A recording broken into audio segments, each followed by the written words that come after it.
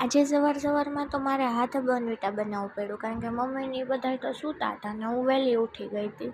તો મારે પછી હાથે બનાવવું પડ્યું. આપણાને તો કાંઈ ચા રોટલા આવડતા નથી, એટલે પ્રેમથી બોર્નવિટા નાખીને પી લીધું.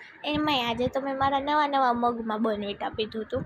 આખો દી તો આમના વયો ગયો હતો, એટલે સાંજે મમ્મીએ મસ્તીનું જમવાનું બનાવ્યું હતું, પણ મને તો ખાલી વઘારેલા ભાત જ ભાવે, એટલે મેં એ ખાધું. પછી રાતે રીંગે આટો મારવા ગયા, તો ત્યાં તો કાંઈક મસ્તીનું ફંક્શન હતું બાલાજી દાદાનું.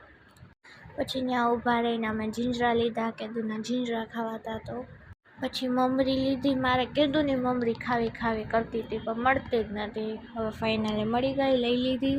પછી ઘરે જઈને મમ્મી તો શું જોઉં છું તો કે લોયામાં જીંજરા તળે છે. કોઈ લોયામાં શેકે? મારી મમ્મી તો ગમે એમાં હાલે છે ને. તો એ શેકતી હતી એમાં. પછી હું મમ્મી દીકરી જીંજરા ખાવા બેઠા. બસ આજ માટે આટલું જ. મળીએ કાલના બીજા મિની વ્લોગમાં. ટાટા, બાય બાય, રાધે રાધે, જય માતાજી.